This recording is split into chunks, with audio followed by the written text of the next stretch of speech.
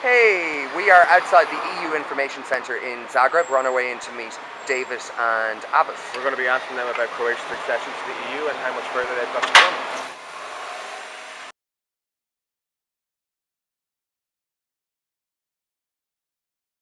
The idea is that in Croatia, in all of the candidate countries of the European Union, we've had an information centre, which is the heart of our information activities towards countries that want to join the EU.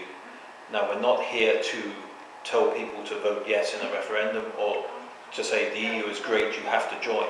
I mean, that makes no sense. I'm a foreigner. I have a poor grasp of Croatian. If I go out in the street saying people, you have to vote yes, they're going to go and vote no. We're actually here to give people information, give people the information they need to make their own decisions about the process. I mean, it's doing well. I mean, as always, they're not going as quickly as the government would like them to go, but they've closed half the negotiating chapters. Most of the rest are currently under negotiation. There's still only 3, and there's one opened over Easter when I wasn't here. 3 still to be opened. Competition, justice and fundamental rights, which is an important chapter. The first time we've negotiated those issues. And also common foreign and security policy, so relations with the countries of the other countries of the region, but also internationally, they're still to open. Work is progressing. It is something which is always... accession negotiations are a strange thing, because in the traditional negotiation, you have a position and you want to defend it, and they have a position and they want to defend it, and somehow you sort of meet in the middle. Unless you're very good and you get what you want and they're in trouble. Well, accession negotiations, we all want the same thing, which is Croatia to join the European Union. They want to join, we want them to join. So what are we negotiating? In fact, how are we doing all this work? It's just the modalities, the way in which the negotiations take place. It's basically checking to ensure that everything's been done to ensure that Croatia can be an effective member state, that it meets the political criteria, it meets the economic criteria, the legislation's in place, the necessary institutions are in place to be able to implement the acquis, so that from day one Croatian citizens enjoy the same rights and benefits as citizens everywhere else in the European Union, and to ensure that European Union citizens who have business here or who travel here are treated in exactly the same way as citizens or companies in Ireland who operate in Ireland or in Germany or Italy. So to ensure that Croatia respects the rules and treats everyone else equally. That, on the Slovene side, they saw, to an extent, the accession process as a mechanism whereby they could exert some additional pressure. And so everyone spent a lot of time and effort trying to find a solution to this issue, a mechanism, not a final solution to the issue, but a mechanism now whereby both sides have agreed upon an arbitration process that enables the border issue to be put in the box and dealt with separate to the accession negotiations. And we hope that now holds. Croatia's ratified the agreement. In Slovenia, they had to go to the Constitutional Court that's now ruled that the agreement is constitutional, or doesn't breach the Constitution. So now they can have their own ratification process, probably just a parliamentary vote, last I heard. Okay. And then the issue is dealt with, and we can then carry on negotiating in good time. Those who are not interested ones have to be reached through some other means rather than web pages, info center, etc., etc.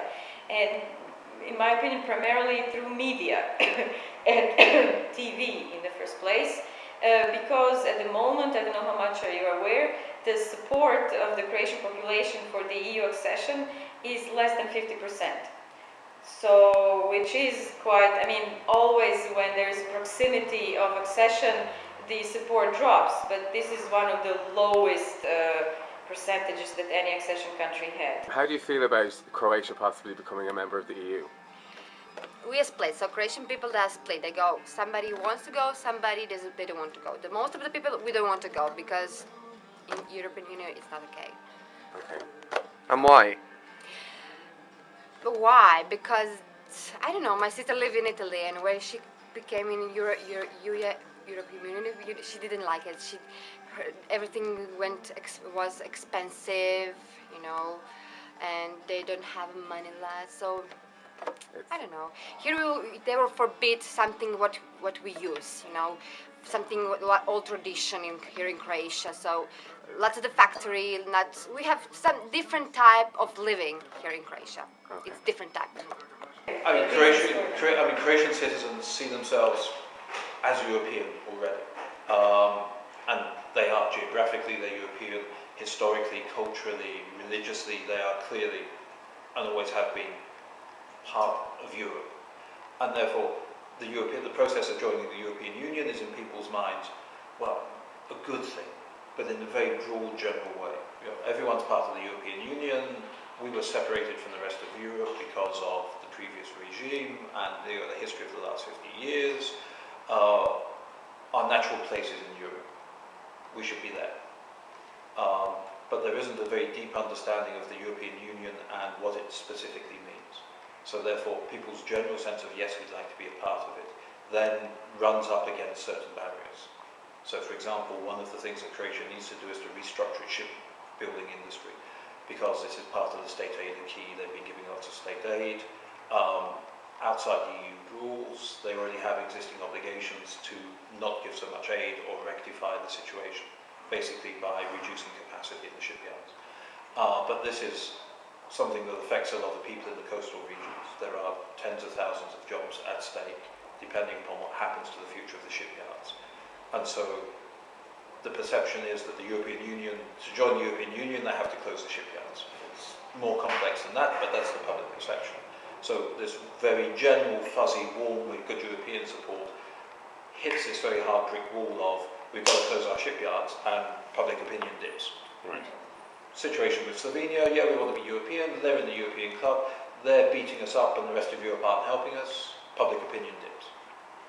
You know, so it's trying to find a way of explaining to people the real concrete benefits of joining the European Union, so that they then have in their minds, you know, they're better informed and understand beyond the warm and fuzzy what it means, what the benefits are. Yes, what the adjustment costs are, the potential cost to them, but also what it means for the country as a whole, what it means for them, for their children, for their futures. And to be honest, it's really not easy to explain the negotiation process. I mean, even to the people who are more technical or political, I mean, it's really complex, and the people in general perceive politics as something almost a matter of political agreements and liking and non-liking, and always at our lectures we have obligatory question: why is Bulgaria and Romania in the EU and why is Croatia not? You know, and you know, that kind of thing you have to explain and to say, you know, what was the process and who started first and what were the blockages, etc. Because just looking simply at some things, it's kind of not so clear. Uh-huh. I mean, there's two levels to this. There's the day-to-day and there's the big geopolitical. We deal with the day-to-day. Croatia has a great deal of potential. If you look at it from a member state perspective, in terms of the current economic crisis, there's a lot of potential here in terms of investing in industry, in terms of investing in tourism. Lots of Irish people own property in Croatia already. There's been a lot of personal investment, but there's room as well. Agricultural land in this country is hugely underutilized. You know, there's a real lack of investment in the food processing sector. So pick a sector, dairy, for example, really it's not strong. You know, arable farming, it's not strong. In the same way as Poland and Hungary have benefited from EU farmers coming, in the first instance, leasing the land, using the land, investing in food processing. There's a lot of scope there for mutually beneficial, you know, investment, economic activity. It would benefit investments from the member states. It's not something that will take jobs out of Ireland or France or wherever, investing in the agricultural sector here. But it will create value for the company, it will create jobs in the country. Culturally, Croatia has, you know, is very much a European country, and you know, there are a number of cultural ties which exist already. Obviously, in terms of tourism and so on, you have, you know, this fantastic coastline, but also the interior of the country, lots of national parks and so on.